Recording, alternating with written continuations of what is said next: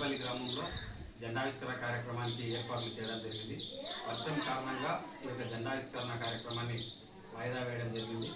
ఈ యొక్క కార్యక్రమానికి రాష్ట్ర పార్టీ పరిశీలకులు పుల్లూరి శ్రీనివాసరావు గారు మరియు మండల పార్టీ అధ్యక్షులు నరసింహారెడ్డి గారు మరియు ఈ గ్రామానికి సంబంధించిన మండల పార్టీ ప్రధాన కార్యదర్శి కందెంపల్లి గ్రామ మాజీ ఎంపీసీ శ్రీనివాస్ గౌడ్ గారు మరియు నగారి గారు ఆశంపల్లి నారాయణ రెడ్డి గారు ఇక్కడ ఉన్నటువంటి పెద్దలందరికీ కూడా నా యొక్క హృదయపూర్వక ధన్యవాదాలు.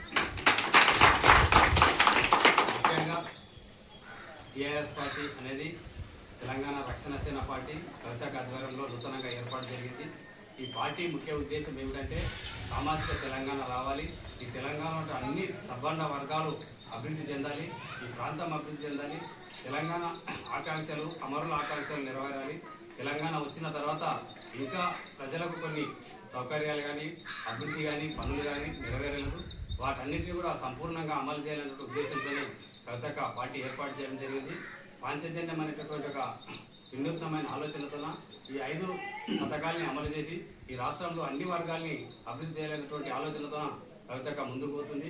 నారాయణపేట జిల్లాలో కూడా మేమంతా కూడా పక్కా సైనికులుగా పనిచేసి ఈ జిల్లాల పార్టీ అభివృద్ధికి కృషి చేస్తున్నాం. భవిష్యత్తులో కూడా టీఆర్ఎస్ పార్టీ ఇచ్చే ప్రతి పిలుపులో భాగంగా పాల్గొని ఈ పార్టీ అభివృద్ధికి కూడా మేము కృషి చేస్తామని తెలియజేస్తున్నాం. ముఖ్యంగా టీఆర్ఎస్ పార్టీ ప్రధాన ఉద్దేశం పాంచజన్యం అంటే 5 పథకాలు, ముఖ్యంగా రైతుల యొక్క సంక్షేమము మరియు నిరుద్యోగుల యొక్క సంక్షేమము మరియు ఈ యొక్క ఉద్యోగుల కల్పన, ఈ కార్యక్రమాలు విద్య వైద్యం అనేటటువంటి 5 సామాజిక అంశాల ద్వారా ఈ యొక్క పార్టీ పనిచేస్తుంది. ఈ యొక్క పేదరికానికి ప్రధానమైన కారణం మనకేమిటి అందరికీ కూడా తెలుసు. ఒక కుటుంబం పేదరికం పోవడానికి కారణం ఇప్పుడున్న పరిస్థితుల్లో వైద్యము విద్య. ప్రైవేట్ స్కూల్లో ఫీజులు కట్టాలంటే విపరీతమైన ఫీజులు ఉన్నాయి. ఒక కుటుంబంలో ఎవరికైనా అనారోగ్యం పాలైందంటే ఆ కుటుంబం మొత్తం అప్పులపాలవుతుంది. కాబట్టి ఇవన్నీ కవితకు ఆలోచన చేసి ఈ రాష్ట్రంలో పుట్టిన ప్రతి బిడ్డ ప్రైవేట్ స్కూల్లో కానీ ప్రభుత్వ స్కూల్లో కానీ ఎక్కడ చదివినా కూడా ఉచితంగా విద్యను అందించడానికి ఒక ప్రణాళిక తయారు చేసింది. ఆ ప్రభుత్వమే మొత్తం ఫీజులు భరించి ప్రతి ఒక్కరికి కూడా ఉచితంగా విద్యను అందించేటువంటి ఏర్పాట్లు జరుగుతుంది.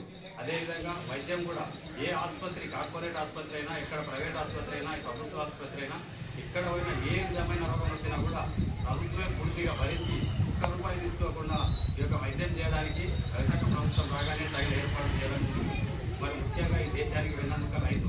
ఈ రైతు సంక్షేమం కోసం, రైతులు వ్యవసాయాభివృద్ధి కోసం కూడా ప్రత్యేక ప్రణాళికలు తయారు చేసి రైతు అభివృద్ధి కూడా ఈ యొక్క పాంచజన్యంలో బాగా కల్పించడం జరిగింది. ముఖ్యంగా యువతకు చదువుకున్న యువతకు ఒకేసారి 4 లక్షల ఉద్యోగాల కోసం వారి నోటిఫికేషన్ వేయడం జరుగుతుంది కవితక ముఖ్యమంత్రి కాగానే.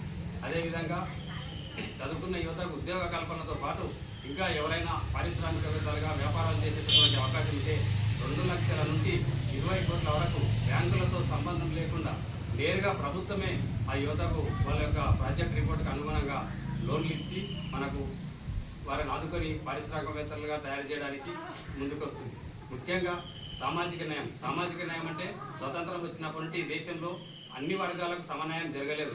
కొన్ని వర్గాలు ముందరున్నాయి, కొన్ని వర్గాలు వెనుకున్నాయి, కొంతమంది అభివృద్ధి చెందిన, కొంతమంది అభివృద్ధి చెందలేదు. కాబట్టి అన్ని కులాలు, అన్ని మతాలు, అన్ని వర్గాలు కూడా సమానంగా అభివృద్ధి చెందాలి. సామాజికంగా, రాజకీయంగా, ఆర్థికంగా అందరూ కూడా పుట్టిన ప్రతి బిడ్డ భారత రాజ్యాంగం ప్రకారం సమాన హక్కులు ఉంటాయి. కాబట్టి ప్రభుత్వాలు కూడా సమానంగా చూడాలనే ఉద్దేశంతో సామాజికంగా అందరూ కూడా అభివృద్ధి చెందాలనే ఉద్దేశం